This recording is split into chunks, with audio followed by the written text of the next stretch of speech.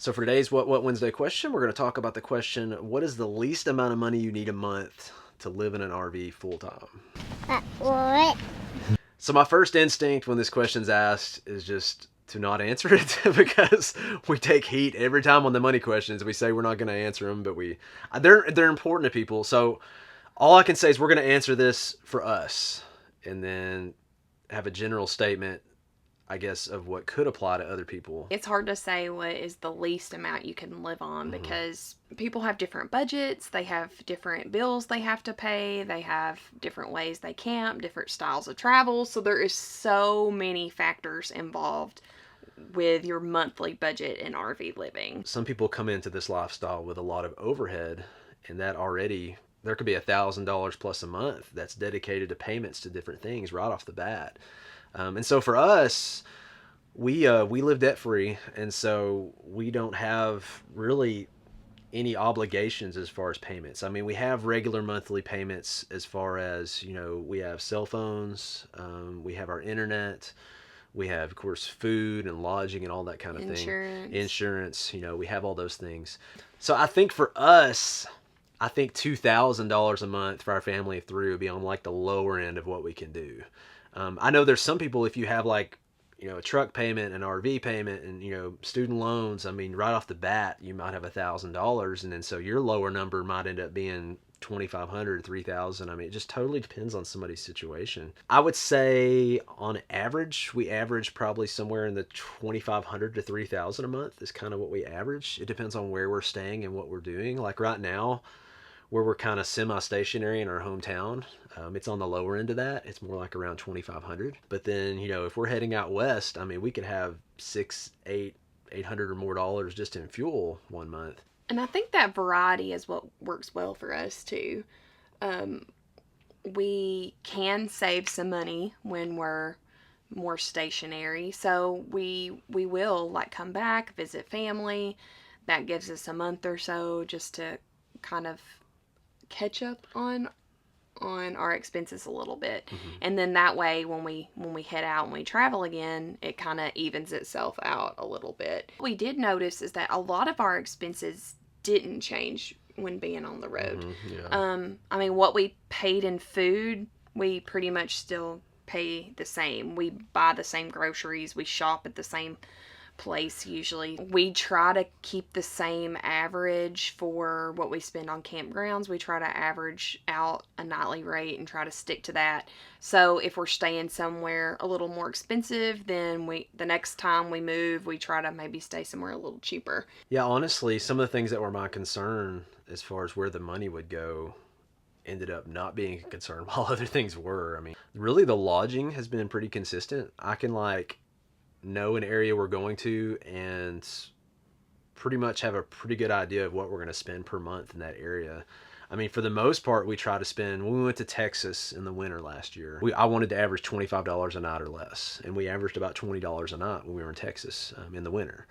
So it was very affordable to be in Texas. When we went to the Northeast, I mean, that jumped up. It was more like $30, $35 a night on average. It just wasn't a real cheap way to do that. Colorado kind of fell in the middle. When you're around Denver and Colorado Springs, it was more expensive, $35, $40 a night. But then there were times we got to, do BLM land and things like that. So we probably averaged $30 a night, $900 a month, something like that, in Colorado. And that's, when I give these numbers, I'm saying that's like us moving around, paying a weekly rate or less. If we stayed per month, you could get that number down some too. I don't think lodging is the kind of expense that's going to just jump up and surprise you. I don't think food's going to jump up and surprise you. I think fuel could, if you don't really know, our motorhome only gets 7 miles a gallon. And so that kind of surprises us sometimes, but really that doesn't surprise you too much. The kind of things that will surprise you, I guess, with your budget would be things like eating out. When we choose to eat out and don't pack our lunch and do things like that, that can really start hopping up fast because you're eating in places you've never eaten before, and you walk in blind to the menu and you just really don't know what things are going to cost sometimes until you're already sitting down, and you get caught up in where you're at and really want to enjoy the food in the area. So believe it or not, that's something that can really get expensive fast. Well, obviously you're traveling, so you're wanting to do some of the attractions in the area too. So, I mean, those cost money. I mean, we've really had to kind of look and say what's the most important things we want to do. And you can even look online at websites, try to find discounts, Groupons, stuff like that has been helpful.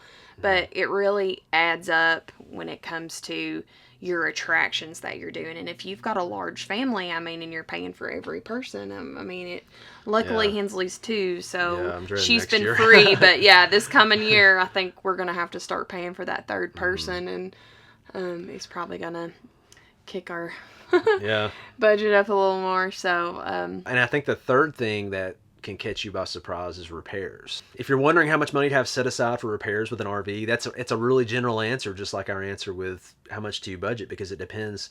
If somebody's driving a 20-year-old Prevost, I would say you need to have like $5,000 a month set aside. But if somebody's got a brand new 2016, 2017 travel trailer that's under warranty, I mean, you may only need $500 or $1,000 just in case you get in a fix somewhere or something. I think for us it lands in the middle. Probably we like to keep at least a few thousand sitting around, just in case something goes wrong. Those three things I think are the things that could jump up and just really bite your budget. I think the lodging can, if you're just starting off and you are just kind of going places and not really, because it takes some time to figure out the lodging stuff. The lodging can cost more than you think it will. But as time goes on, you'll start to sort of spot that, there's that connection between the more amenities a park has, the higher the price is going to be. And so if you want to save the money, just look for things that have less and less things to do. They're more, small mom and pop place and not like a Jellystone with 500 things to do.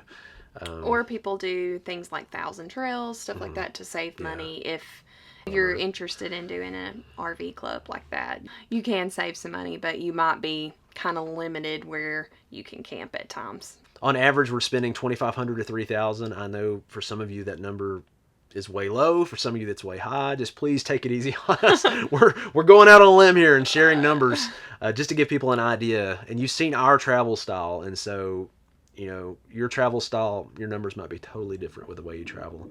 But that's been our experience with budgeting. But if you got any questions or comments, just feel free to let us know.